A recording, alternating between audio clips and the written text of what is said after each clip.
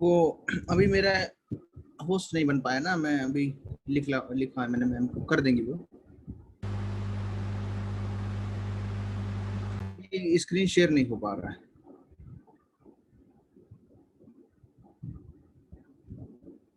Thermo is a very long chapter. Boards के अंदर तो हम जल्दी खत्म कर लेंगे उसको, ज्यादा क्लास नहीं लेंगे। क्यों ऐसा करेंगे? क्योंकि भाई बोर्ड्स में तो थ्योरेटिकल होता है पोर्शन, न्यूमेरिकल जो एनसीईआरटी में है वैसे ही आते हैं।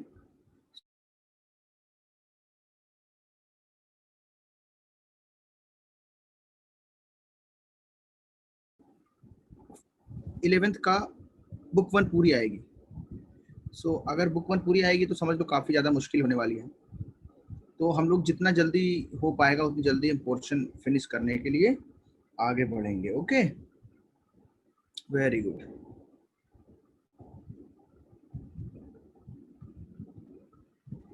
हाँ, अब तो इन कर देंगे ना सबको, आप कोई दिक्कत नहीं होगी।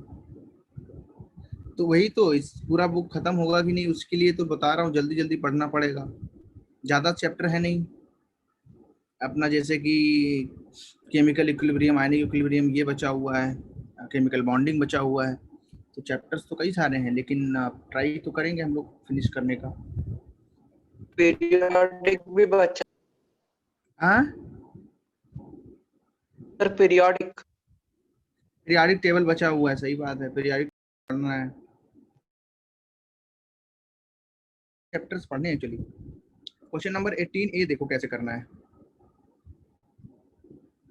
देखो ये सवाल जो है थोड़ा सा अलग है, आसान है, बट तुम लोग कर नहीं पाए हो। किसी ने कर पाया? कितने लोगों ने क्वेश्चन नंबर 18A कर लिया था?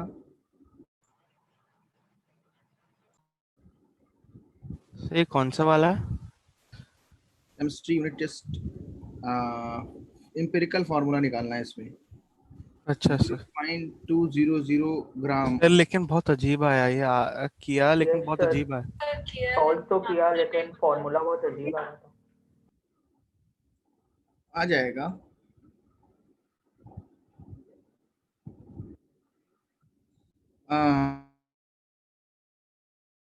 नहीं नहीं, उससे कोई मतलब नहीं है, गलत क्वेश्चन नहीं है वो, थोड़ा केमिस्ट्री का नॉलेज चाहिए बस, जितना तुमने पढ़ा है उसको ही यहाँ पे एच अप्लाई करना है। सर H54 सर आप आया एक बार उसमें। क्वेश्चन भी लिख देंगे क्या?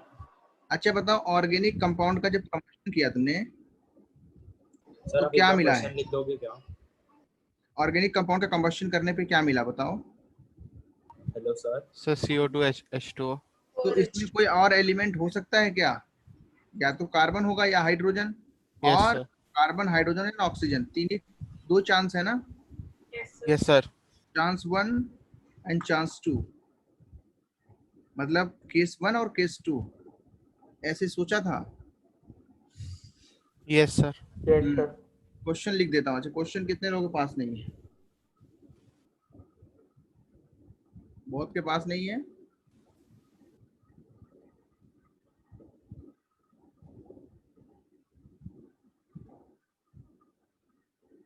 ठीक है, इसमें नाइट्रोजन होगा क्या? नहीं होगा, क्योंकि इसको जब हम कंबशन कराते हैं तो सिर्फ CO2 और H2O ही मिल रहा है, तो इसमें तो चांस ही नहीं है कुछ और होने का।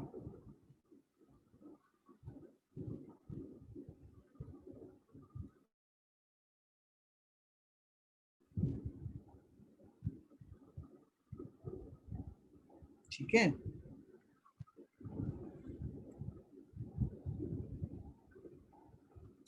बहुत अजीब आया एम्पिरिकल फॉर्मूला। हाँ इस सर क्वेश्चन का आंसर क्या H54। है भाभी? अभी बता रहा हूँ, 54 आया था। आंसर बता रहा हूँ अभी। आंसर आंसर सॉल्व करेंगे ना तो आंसर आ जाएगा।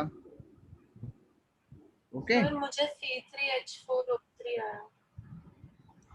C3H4O3 तुम्हारा आया था? सर हाँ ये सर, हो मुझे ही भी नहीं यही सकता। आया। सर ऐसा हो ही नहीं सकता क्योंकि 0.819 ग्राम है सर, इतना ज्यादा H2O फॉर्म हो रहा है, तो नहीं H नहीं, मतलब H कंसंट्रेशन तो बहुत है ना।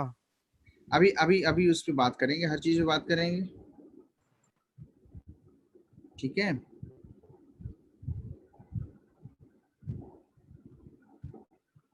पहले बताओ क्वेश्चन कितने लोगों ने समझा है, कितने लोग ये समझ पा रहे हैं क्वेश्चन जो है कैसे सॉल्व करना है।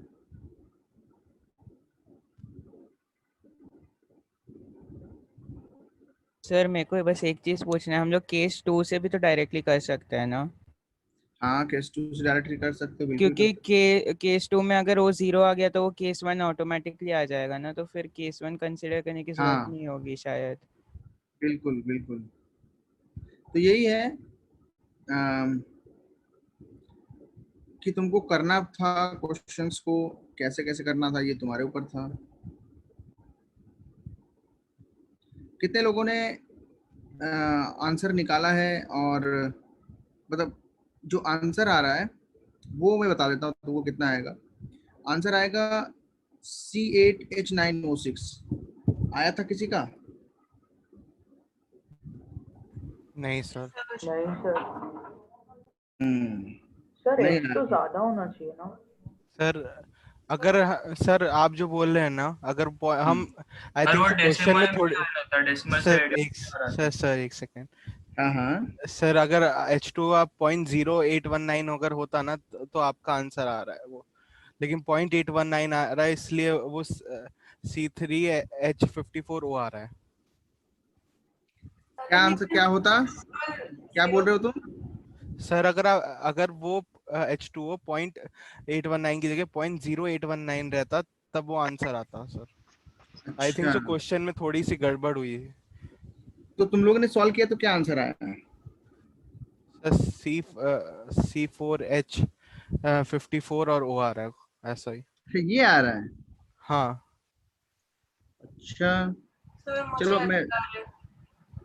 तो फिर जो आंसर है वही माना जाएगा, फिर क्या किया जाए? फिर यही आंसर है सही अगर ये आया। आप एक बार निकाल के देखो ना अभी, मतलब देखो, कैलकुलेट हाँ सर करके। अभी चलो निकल। अब सॉल्व करते हैं।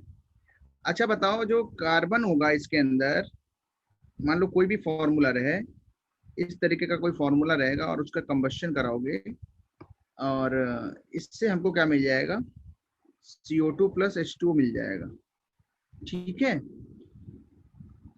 अब हमें जो CO2 मिल रहा है वो कितना मिल रहा है यहाँ पे? 0.298 ग्राम। और जो H2O मिल रहा है वो कितना मिल रहा है? 0.819 ग्राम, जितना कि क्वेश्चन में दिया एक्चुअली। सही बोल रहा है वो, मैं समझ गया हूँ, वहां पे 0.0819। बोनस बोनस तब देंगे जब आंसर नहीं आएगा, अभी इससे आंसर अगर आ रहा है जो भी तो वही होगा। अब तुमको ये पता करना है कि अगर CO2 इतना बना है तो कार्बन सारा आया कहाँ से? यहाँ पे, यहाँ से आया है। कार्बन सारा कहाँ से आया है? यहाँ से। तो अगर यहाँ पे 12 ग्राम कार्बन होता है तो हमें कितना मिलता है CO2? 44 ग्राम कार्बन के लिए, अगर हम POC सिर्फ लगा दें। ठीक है, और H2O अगर देखते हो तो हाइड्रोजन जो है उसमें हम लोग बात करें तो 18 ग्राम जो हमारे पास क्या है? H2O, उसमें कितना होता है? 2 ग्राम हाइड्रोजन है। मतलब 2 ग्राम हाइड्रोजन अगर इधर रहेगा तो उससे 18 ग्राम क्या बनेगा? H2O बनेगा। कितने लोगों को ये बात पता है? मतलब क्या है, 12 ग्राम कार्बन जो है वो क्या देता है? 44 ग्राम CO2। और सर 2 हम डायरेक्ट ग्राम, मोल कंजर्शन से सी पे नहीं लगा सकते। हाँ उसे भी कर सकते हो, एक ही चीज है। और 2 ग्राम जो हाइड्रोजन होता है वो क्या देता है? 18 ग्राम H2। वो मोल वाली चीज है, एक ही चीज है। मैं ऐसे बता रहा हूँ क्योंकि यहाँ पे हम लोग डायरेक्ट सॉल्व करने के लिए ट्राई करेंगे, बिकॉज हमें मास किसका दिया? CO2 का। तो ज्यादा आसान ये वाला मेथड पड़ेगा जो अभी बता रहा हूँ, POC टाइप का मेथड ही है। तो कार्बन सारा CO2 में चेंज हो गया, हाइड्रोजन सारा H2O में चेंज हो गया, फाइनली हमको इतना मिला। तो 44 ग्राम से हमको कितना मिल रहा है बताओ? 12 ग्राम। हमारे पास कितना है? 0.298 ग्राम। तो उसमें कितना हो जाएगा बताओ? 0.2998 0.2998 ग्राम CO2 अगर हमारे पास है तो उसके लिए कार्बन कितना आएगा बताओ? 0. कितना लिखा है? 2998 और इंटू 12 डिवाइडेड बाई 44, ये आएगा। ये क्या हमारे पास आएगा? इतना कार्बन आया। तो ये कार्बन आ गया, समझ में आ गया? ये कार्बन किसके अंदर आया बताओ? कंपाउंड के अंदर। और कंपाउंड टोटल कितना है? 0.2 ग्राम। कंपाउंड कितना है? 0.2 ग्राम। तो परसेंटेज ऑफ कार्बन कितना हो जाएगा इन कंपाउंड? बोलो, परसेंटेज ऑफ कार्बन कितना हो जाएगा? 0.2998 इंटू 12/44 अपॉन 0.2 टोटल मास है हमारे कंपाउंड का, इंटू कितना हो जाएगा? 100। यहाँ तक कितने लोगों को समझ में आया? पहले हमने निकाल लिया कार्बन कंपाउंड में कितना है, सारा CO2 में चेंज हो रहा है, तो हमने सिंपल लगाया कि 12 ग्राम कार्बन से 44 ग्राम CO2 बनता है। बट हमारे पास जो CO2 है वो 0.2998 ग्राम है, तो उससे जो हमारा कार्बन है वो कितना होगा? 0.2998 into 12/44, that is unitary method. अब परसेंटेज ऑफ कार्बन निकालना है तो हम ऐसे ही करेंगे।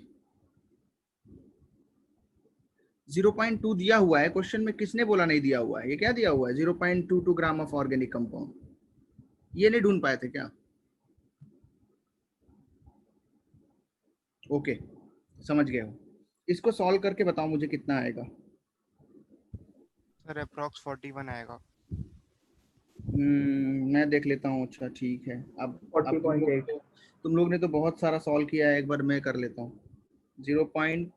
क्योंकि बहुत सारे बच्चों ने बोला कि इसमें कुछ तो गड़बड़ है, बट मैंने जहाँ से क्वेश्चन लिया था मैंने उस पर बिलीव किया था कि यहाँ सही होगा। 40.88 आएगा। आया था इतना? Yes sir. Okay, 40 very good very good. Similarly अगर तुम्हें निकालना हो percentage of hydrogen in compound तो कितना आएगा बताओ? हम बोलेंगे कि हमें निकालना पड़े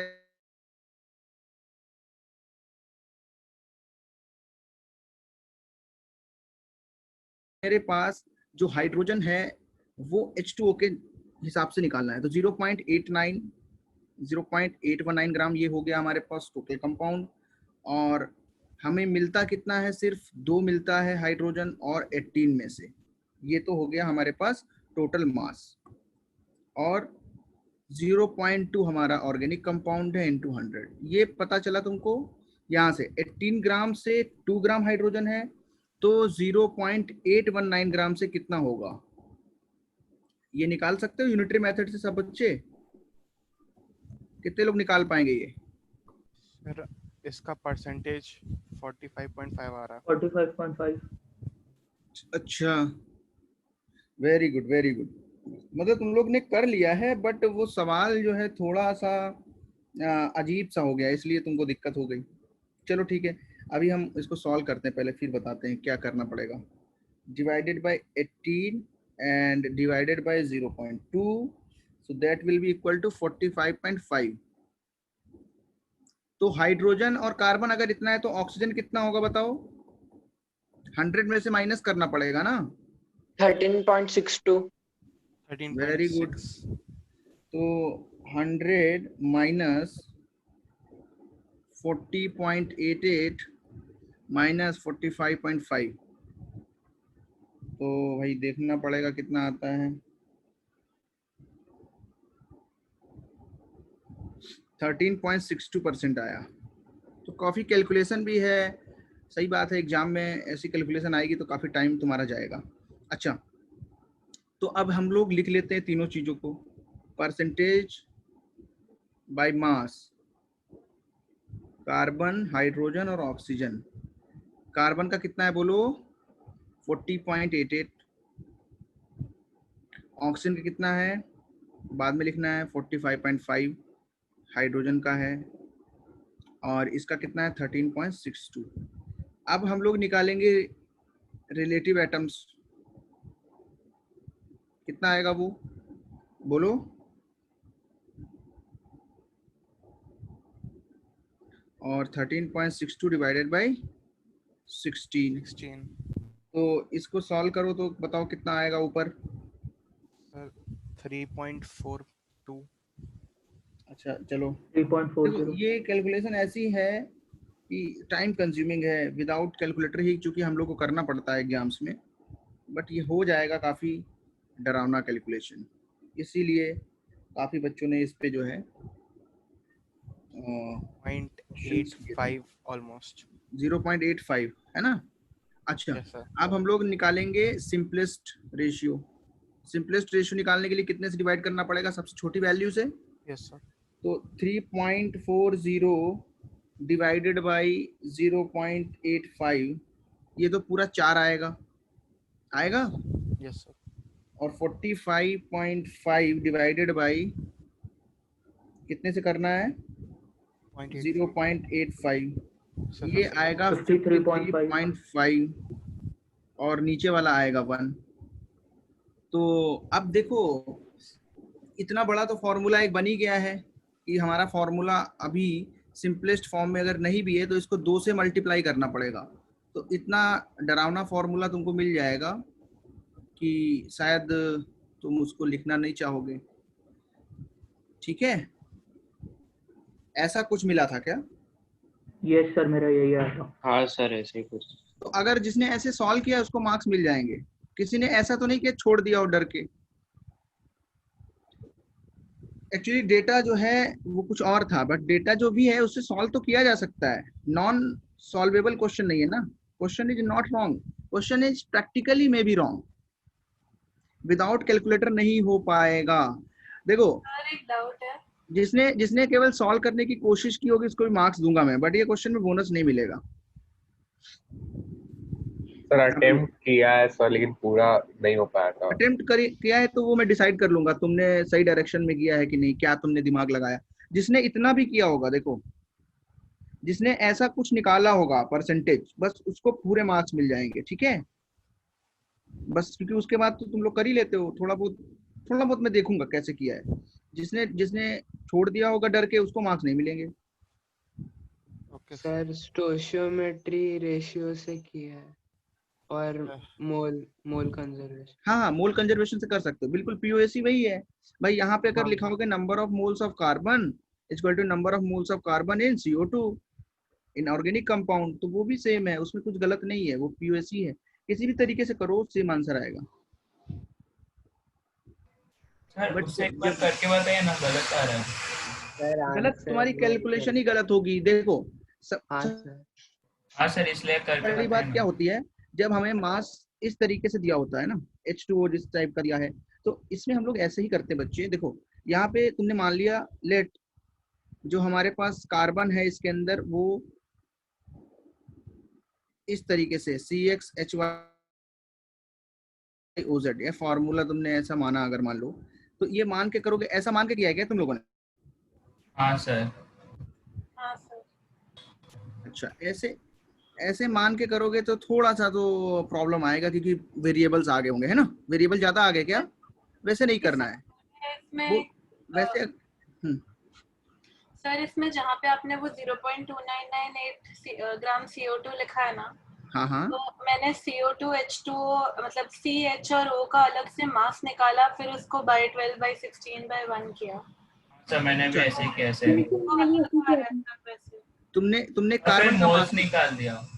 हाँ, तो देखो ओवरऑल अगर मोल्स निकाले हैं तुमने, तो जो मोल्स हैं वही तो रेशियो हो जाएंगे एटम्स के। अगर मोल का रेशियो निकाल ले डायरेक्ट तो वो भी सही है, बट चूंकि हमें ऑक्सीजन के बारे में इंफॉर्मेशन नहीं है ना, तो सर हमें लेकिन टोटल मास पता है और कार्बन और हाइड्रोजन का मास निकाल लिया, फिर टोटल हाँ। से कार्बन हाइड्रोजन सब्ट्रैक्ट करके ऑक्सीजन का निकाल लिया। हाँ हाँ बिल्कुल सर, मैंने भी सेम ऐसे ही किया। तो उसके आगे देखो फाइनली जो तुम्हारा मोलर रेशियो है वो क्या आता है, ऐसा कुछ आता है? वो मैं कॉपी चेक करूंगा तो देख लूंगा। सर मतलब नहीं मैंने सर, बहुत कैलकुलेटर से भी चेक किया, लेकिन कैलकुलेशंस ऑलमोस्ट बराबर ही है, लेकिन आंसर बहुत अलग आ रहा है सर। हाँ सर, मेरा भी सेम। ठीक है, तुम लोग अपने आंसर मुझे सेंड करना, मैं देखता हूँ क्या गलत किया है। Yes sir. बाकी देखो ये बहुत ही आसान है, जिसने भी किया होता, बट कुछ तो आंसर आता उसका। सर आप पर इस मेथड से एक बार करके बताइए। इस मेथड से करने का कोई जरूरत इसलिए नहीं है क्योंकि मैं जैसे करूंगा, मैं XYZ नहीं मानता हूँ। पहली बात तो ये, मैं क्या लगाऊंगा कि जो हमारे पास, मान लो तुमको POSC से करना सिखाना है, तो हम क्या लिखेंगे, number of moles of carbon in organic compound, ऐसे किया है ना तुमने, equal to number of moles of carbon in CO2। ठीक है, तो यहाँ पे जो number of moles of carbon है वो हमें निकालने हैं। Number of moles of carbon in CO2 कितने आएंगे? 0.2998 डिवाइडेड बाई कितना आएगा? कितना होता है मोलर मास? 44 44 और इनटू 1, ये हो गया मोल्स। अच्छा, अगर मोल्स कार्बन के पता है तो मास ऑफ कार्बन कितना आ जाएगा? ये चीज इनटू 12। मास ऑफ कार्बन क्या आएगा? Moles of carbon into 12। तो मोल्स हमें पता है, तो मास अपॉन मोलर मास होता है, तो मास बाय 12। तो आएगा तो वैसे ही जैसे उधर किया है, सेम चीज तो है वो। देखो वही लिखा है कि नहीं, उसको चेक करो उधर जो लिखा है, हाँ सेम सर, है क्या? वो सेम है ना? देखो सर क्या पर इसमें आंसर वेरी कर पर रहा है। आंसर वेरी कर रहा है ना, लेकिन आंसर तो वेरी नहीं करना चाहिए। अच्छा, कितना मास आया था बताओ? मास कितना आया था? 0.072 समथिंग। 0. देखो मुझे तो नहीं लगता आंसर वेरी करेगा, क्योंकि उसमें कुछ है ही नहीं। क्योंकि केमिस्ट्री में तुम कुछ ला ही नहीं सकते, वो तो कॉन्सेप्ट सेम ही रहेगा, चाहे तुम उसको जो है मोल से करो चाहे उसको मास से करो, उसमें फर्क क्या है? कुछ फर्क नहीं है। चलो ठीक है, डिवाइडेड बाय 0.0817। 0.0817 आएगा ये ग्राम्स में। तो सिमिलरली मास ऑफ हाइड्रोजन कितना आ जाएगा? 0.819 इंटू 2 डिवाइडेड बाय 18, ये किया था ऐसा वाला। Yes sir. Yes sir. तो ये कितना आएगा? तो 0.81। 0.0091 आ रहा था। अच्छा, हाँ सर। Yes sir. 0.09 आएगा बस। नहीं, दो बार 0। 2 बार 091। सर एक बार 0 आएगा। एक बार 0 आएगा, सर यही गलत एक बार किया है। 0 है। एक बार बार 0 आएगा। आएगा, 0.0। सर एक बार 0 है। जो मैंने लिखा है वो सही है, एक बार देखो तुम लोग हैं, यहीं पे गलत किया है क्या? सर मैंने 0 एक एक्स्ट्रा लिखा हुआ है पहले से क्वेश्चन में। ओ, तो फिर तो क्वेश्चन तो मैंने यही दिया था। हाँ जो सर, वो क्वेश्चन भी उसमें राइट करना तो जरूरी है। तो ये गलतियां छोटी छोटी हो जाती हैं तो क्वेश्चन गलत हो जाता है, ठीक है। फिर भी जिसने ट्राई किया है उसको कुछ मार्क्स मिल जाएंगे। 019 लिखा नीचे और एक 0 डाल दिया। हाँ, तो काफी डिफरेंस आएगा, 10 गुना हो गया ना हाँ वो। सर, वो एग्जैक्टली 10 गुना कम आ रहा है आंसर। हाँ, तो ऐसा तो हो जाएगा। समझे sir, thank you.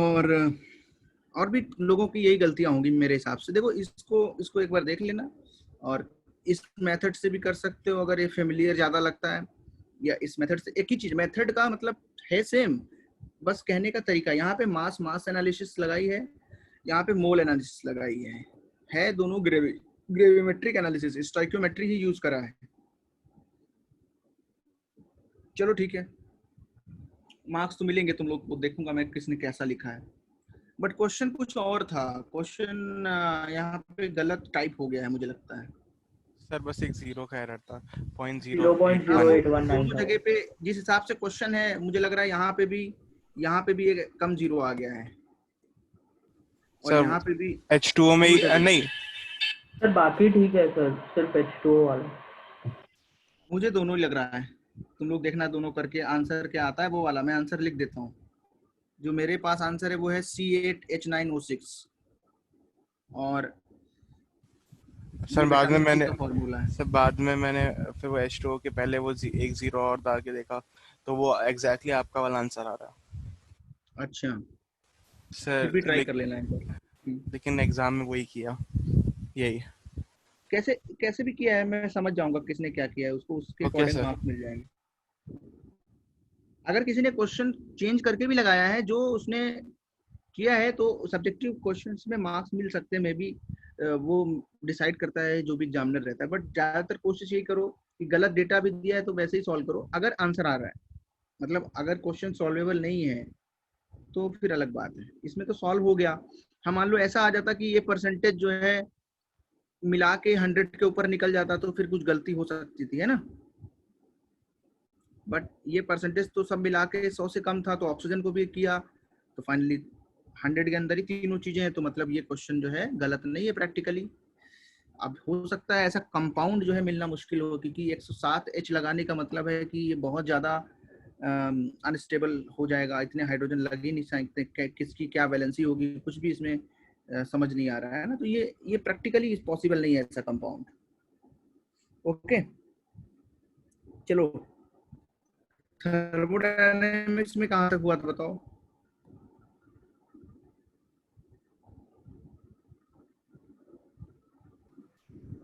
System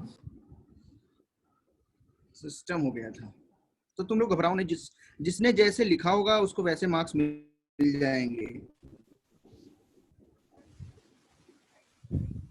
sir isolated अगर सिस्टम वो खत्म क्वेश्चन हुआ सॉल्व था। नहीं होता तो सिस्टम वाला हो गया क्या? सर आइसोलेटेड सिस्टम खत्म हो गया था। आइसोलेटेड सिस्टम खत्म हो गया, ठीक है।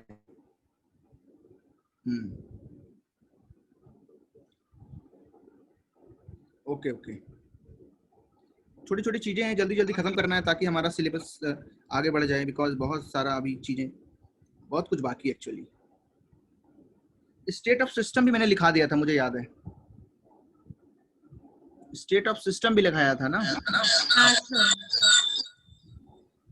सर बहुत एको हुआ। हाँ सर आपकी आवाज एको हुई थी। एको हुई थी। एक्चुअली क्या है कि कुछ बच्चों ने स्पीकर खोला होगा तो वो इधर आ गया वापस शायद से।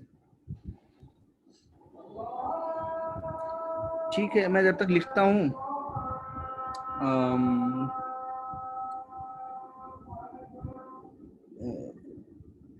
स्टेट ऑफ सिस्टम पे चल रहे थे और मैंने इसमें कई चीजें लिखा दी थी।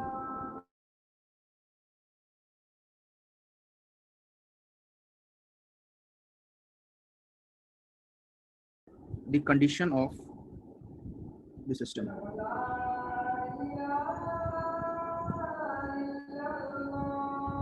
For example, for an ideal gas, if its pressure, temperature and volume is given, then we know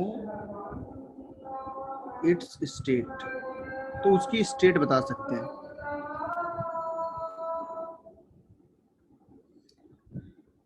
मान लो एक गैस है, यहाँ पे प्रेशर 1 atm है,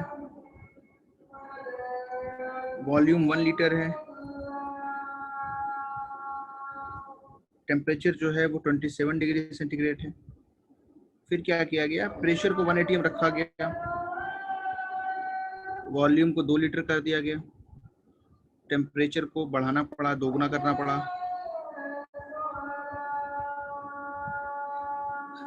तो अगर इसको हम बोलेंगे स्टेट 1, इसको बोलेंगे स्टेट 2। अभी अगर कुछ आवाज आ रही, ये किया है अच्छा लास्ट क्लास में, ठीक है, क्लास में लास्ट क्लास में किया है तो कोई बात नहीं, फिर इसके आगे चलते हैं। तो टाइप ऑफ फंक्शन जो है वो पढ़ लेते हैं। Type of thermodynamic functions.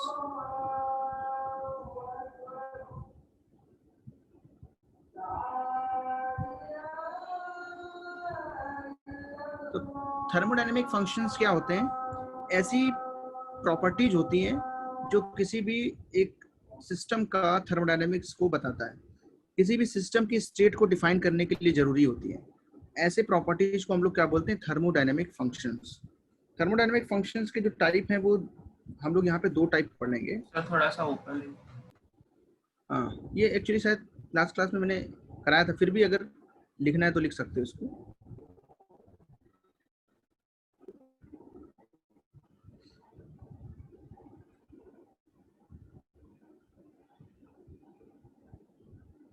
हाँ सर हो गया।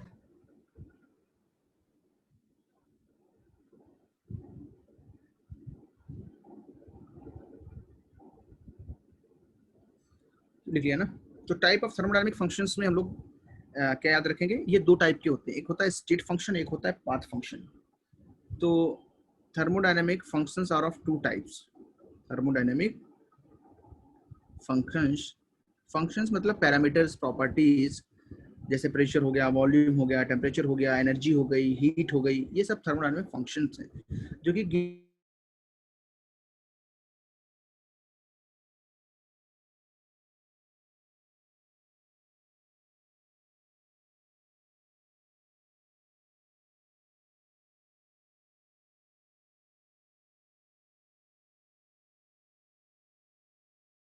फंक्शन।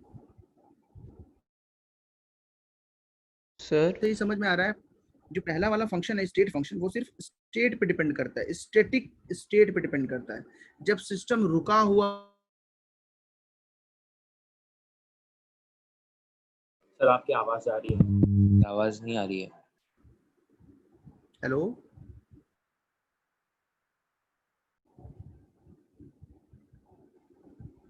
हेलो आवाज नहीं सर। क्या? सर कट सर तब से कुछ सुनाई नहीं दे रहा था। लो है, आवाज लैग हो रही है कि आ ही नहीं रही, क्या है प्रॉब्लम? आ ही नहीं रही है सर। सर अभी आ रही है। आई नहीं, अभी उसके आ बाद रही है, बाद में पहले लैग नहीं आ हो रही रही थी। थी। माइक सही है। कितना बोलेगा। अभी रुको, अभी शायद से हेडफोन से काम चल जाए।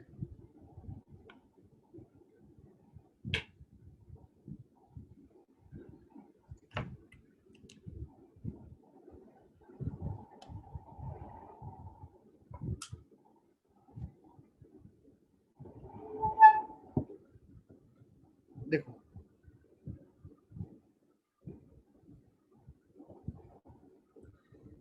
हाँ, तो ठीक सर ठाक आप सुनाई फिर दे रही से है आवाज? एक्सप्लेन कीजिए ना। हाँ, मैंने क्या बोला है, सिस्टम हमारे पास होता है, उसकी एक स्टेट को बताने के लिए जो थर्मोडायनेमिक पैरामीटर्स होते हैं उनको बोलते हैं थर्मोडायनेमिक फंक्शन। जैसे प्रेशर हो गया, वॉल्यूम हो गया, टेम्परेचर हो गया, these all are thermodynamic functions, these all are thermodynamic properties, या ऐसा बोल सकते हैं ये सब थर्मोडायनेमिक पैरामीटर्स हैं।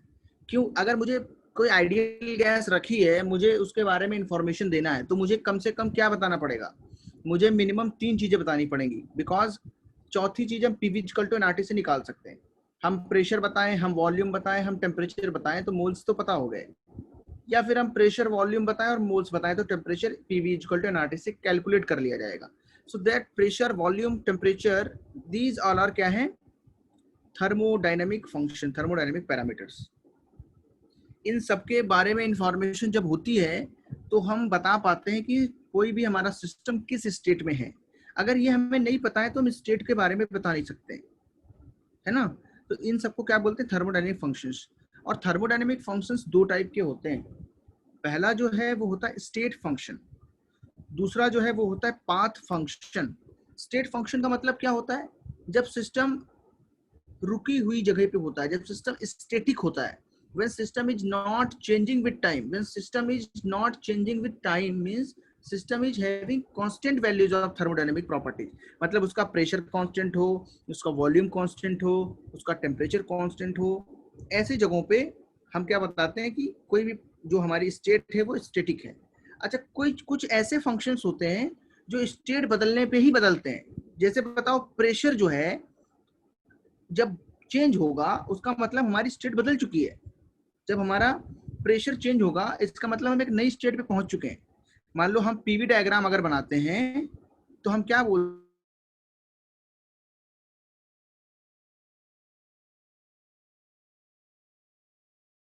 इनफाइनाइट स्टेट्स हैं, पॉइंट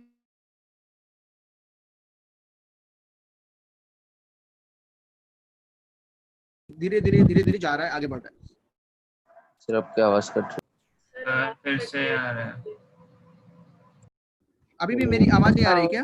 नहीं सर, ये आ रही है। सर बहुत कट रहा है। अच्छा, कट रहा है।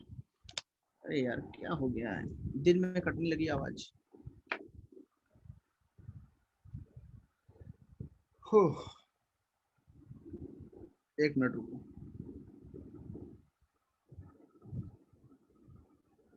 ये क्या हो रहा है?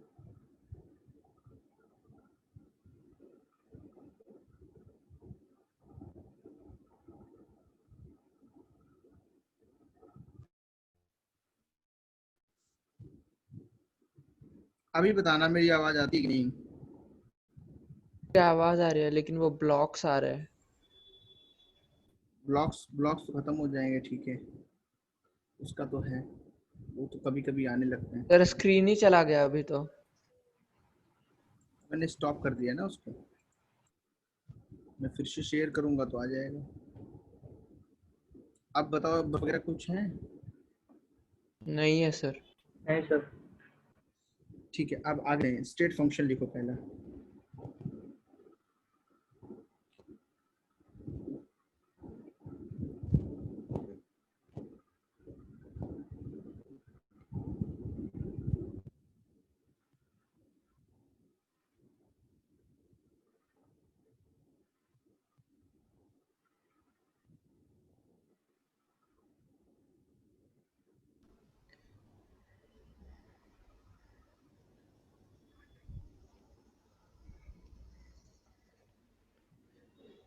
सर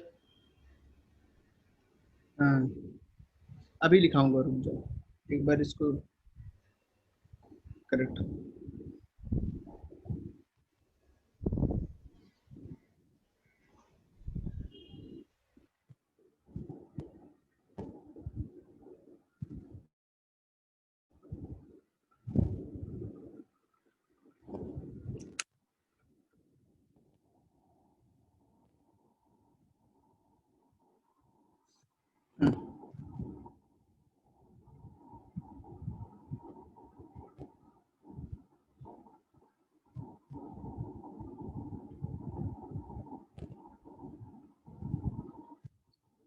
हेलो, हाँ रुको। हु आस्क्ड,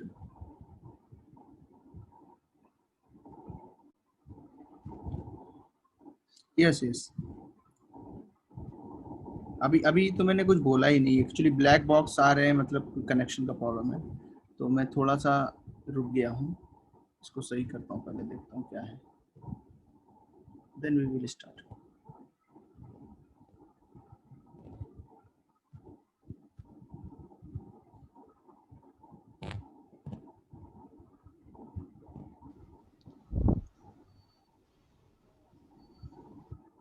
इसके बाद मैथ का क्लास है क्या? नहीं सर, आपका ही नहीं लास्ट सर, क्लास लास्ट है। क्लास है। Last class.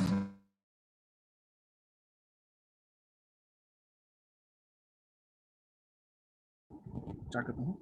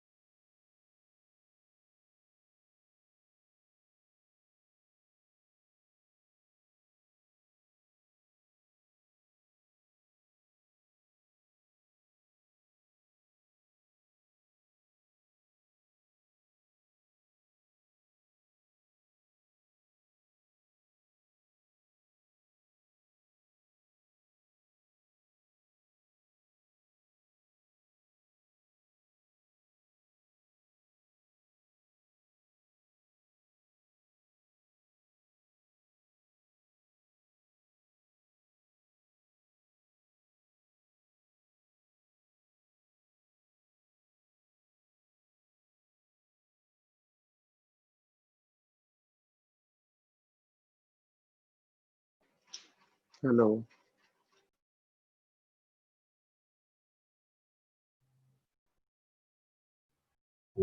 गौर सर गए क्या हो? अबे इसको हाँ होस्ट किसने हेलो। बना दिया बे? वापस आ गए सर। हाँ वो होस्ट चेंज हो जाएगा, कौन पाथ होस्ट चेंज बन गया?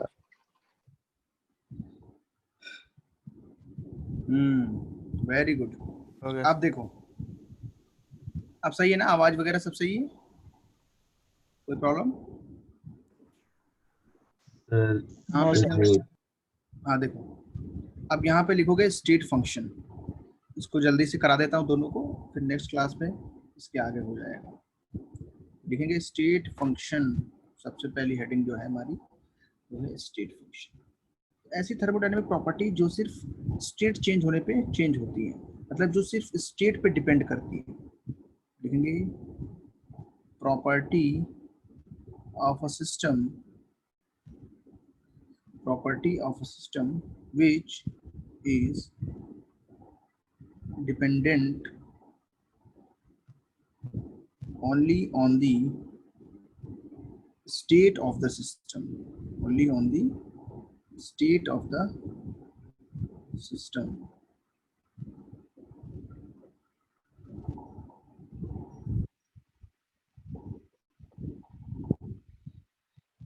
It is independent, it is independent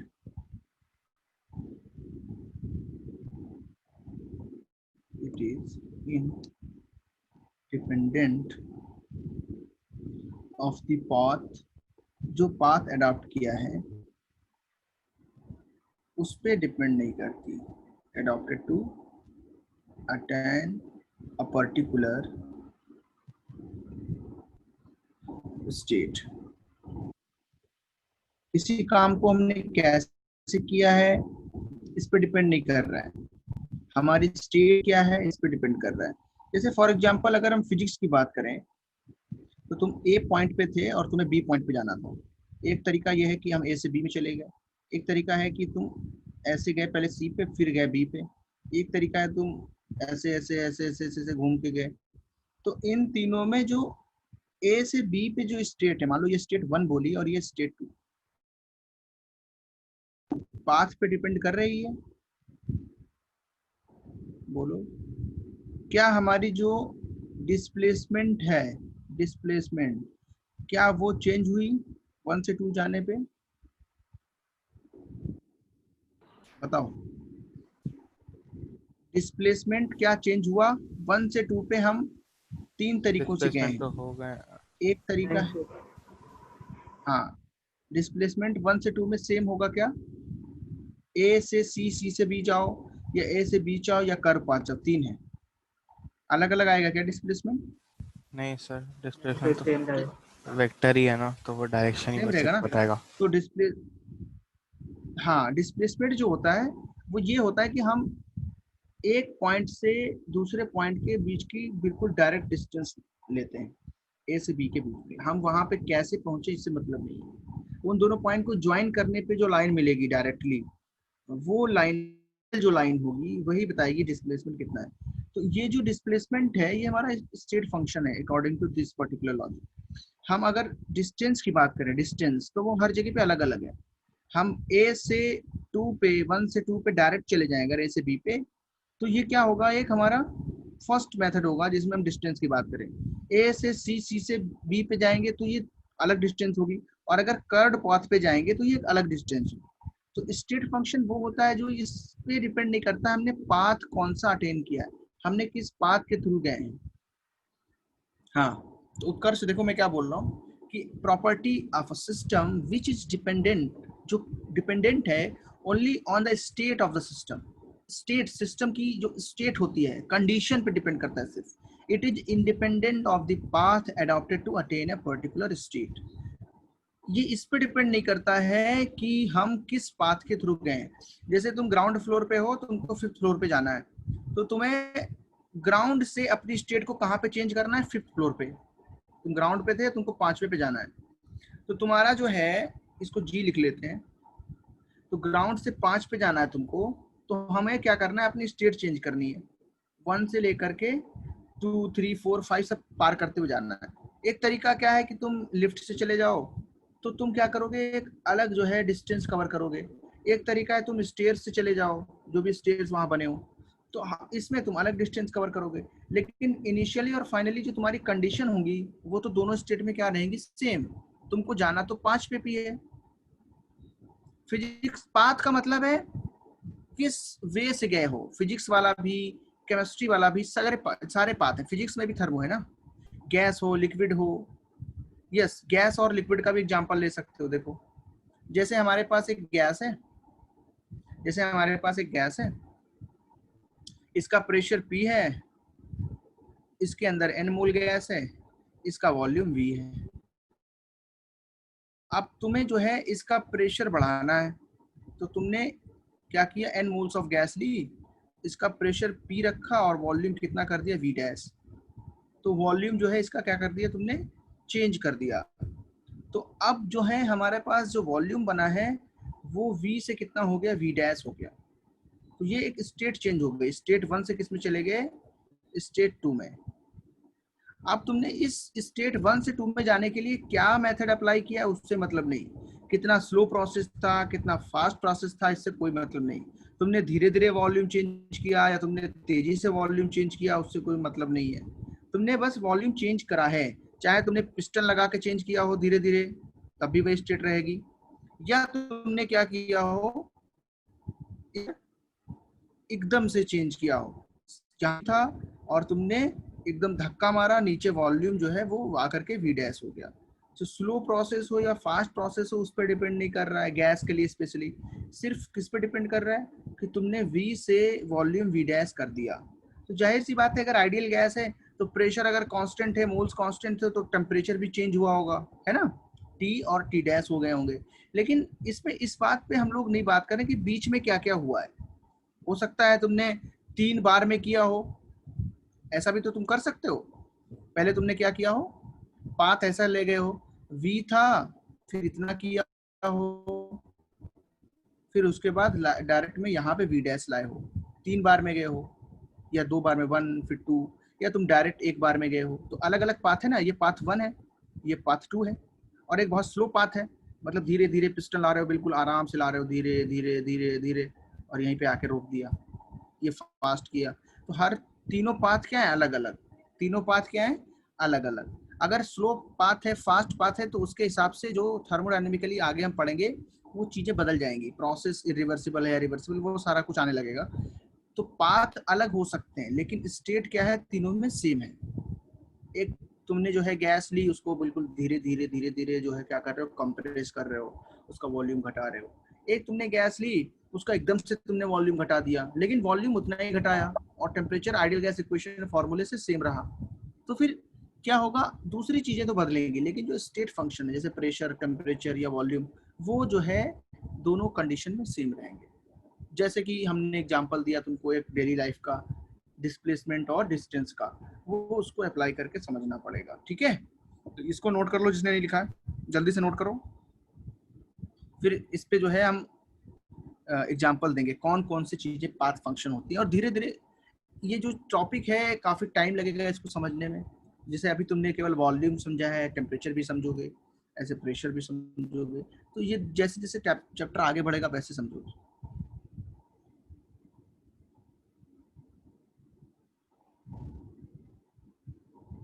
सबका हो गया, नोट हो गया, किसी को कोई डाउट है? No sir. पाथ का मतलब होता है वे ऑफ अकरेंस, वे कैसे हमने उसको किया है। पाथ का मतलब है उसमें कोई भी चेंज होगा। अगर एक 5 मिनट में किया था, एक 10 मिनट में किया था, है ना, तो उसमें कुछ तो चेंज आएगा। टाइम के अकॉर्डिंगली इसमें चेंज कैसे आ जाएगा कि भाई एक प्रोसेस स्लो हो गया, एक प्रोसेस थोड़ा फास्ट हो गया, तो जो हीट चेंज है, जो वर्क है, फाइनल स्टेट एक ही है, बस पाथ अलग है। Yes, very good Om. Om का क्या कहना है, मतलब final state is same but the path is difference, then the particular path जो है वो अलग अलग होगा, लेकिन जो स्टेट है वो तो वही है। और जो स्टेट फंक्शन होते हैं वो कौन से होते हैं, जैसे प्रेशर, प्रेशर तुम कैसे भी कम करो या ज्यादा करो, उससे मतलब क्या है। किसी ने बोला मेरा 3 atm प्रेशर था, अब मेरा 1 atm है, तो बीच में क्या हुआ है उससे उसको क्या मतलब, वो तो बोल रहा है पहले 3 एटीएम था, अब मेरा 1 एटीएम है, तो दैट इज स्टेट फंक्शन। ये नहीं बोला गया कि इसने ऐसे ऐसे किया है तब 1 एटीएम हुआ है, नहीं, इसका 1 एटीएम प्रेशर है। तुमने बोला कि मैं फर्स्ट से 5वें पे आया हूँ, तो एक तुम्हारी कंडीशन स्टेब्लिश्ड हो गई कि तुम 5वें मंजिल पे हो, you are on the 5th floor.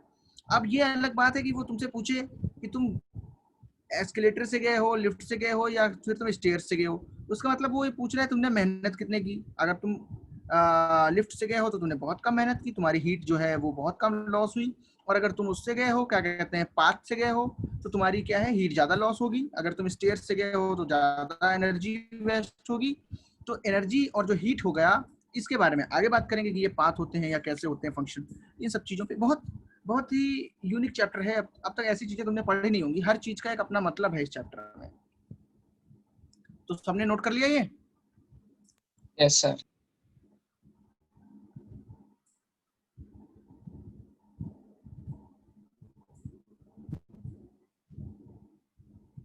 Okay, आगे बढ़ जाऊं? सर टाइम हो गया।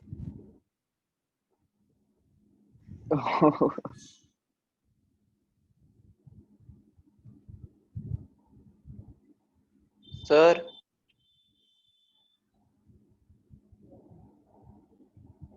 ओके, बहुत अच्छा, बहुत अच्छा।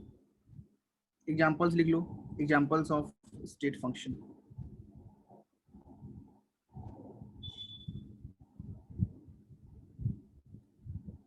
हेलो।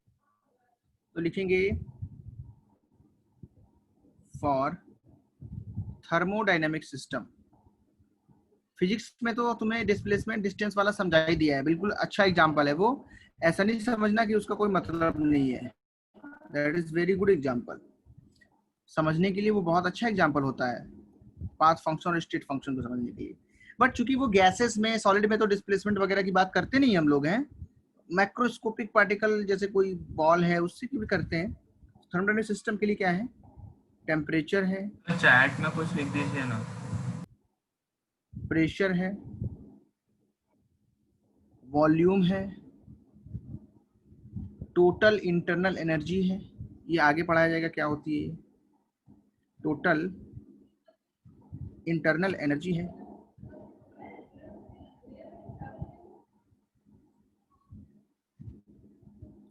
इसको यू से लिखते हैं, आगे समझ में आएगा।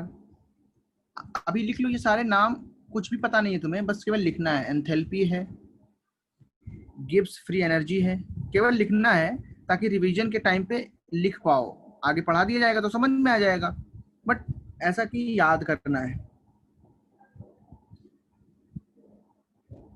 ऐसा समझ लो जैसे तुमको ये एक हेडिंग बताई जा रही है, इसके बारे में एक्सप्लेन नहीं किया जा रहा अभी कि एंट्रोपी क्या है, ये एक नाम बताया जा रहा है। एक्सटर्नल एनर्जी होता है क्या कुछ? अब कमेंट्स कोई कर रहा है तो मैं लिख के देखता हूँ क्या कमेंट कर रहे हो। यस, टाइम अप, ऐसा कुछ लिखा है क्या? मैं तो सुन नहीं पा रहा हूँ। हेलो हेलो, आवाज आ रही है? हाँ बोलो। Hello hello. हेलो।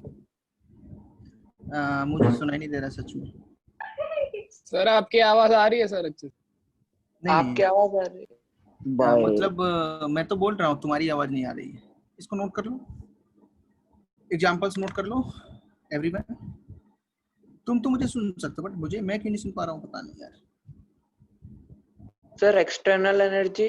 मैं एक बार हेडफोन हटा। हाँ हेलो, आप बोलो। External energy. आप बोलो क्या बोल रहे हो। सिस्टम के इंटरनल एनर्जी होगी ना, एक्सटर्नल स्पीकर कैसे होगी? सिस्टम, अभी भी नहीं सुनाई दे रहा, कुछ नहीं सुना, कुछ नहीं सुनाई दे रहा। Blue box. हाँ अब बोलो। ये जूम का ही प्रॉब्लम है ओवरऑल।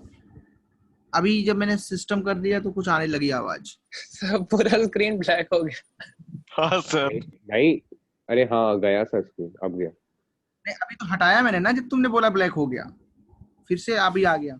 हाँ आ गया। हाँ सर अब ठीक हो गया। क्योंकि वो कभी कभी जाता है तो उसको दोबारा सेटअप करते हैं। नहीं एक्सटेंड नहीं करूंगा क्योंकि सर की भी क्लास है, गौरव सर की मैथ्स की। वापस तुम्हारी क्लास है ना अभी मैथ्स की? सर एक्सटर्नल एनर्जी में होता है क्या?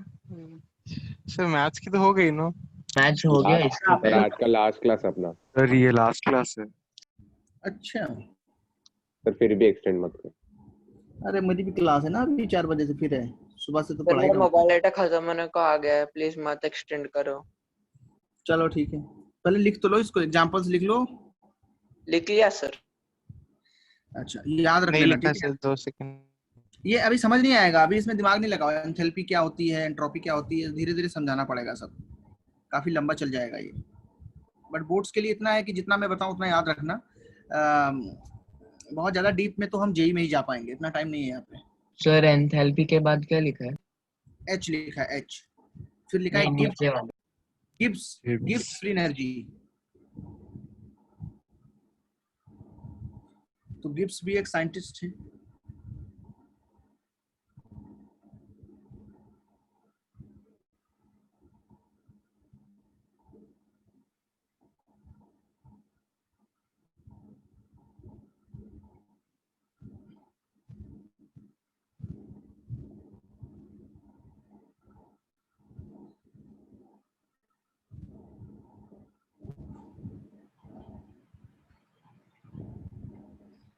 हेलो। हाँ बोलो।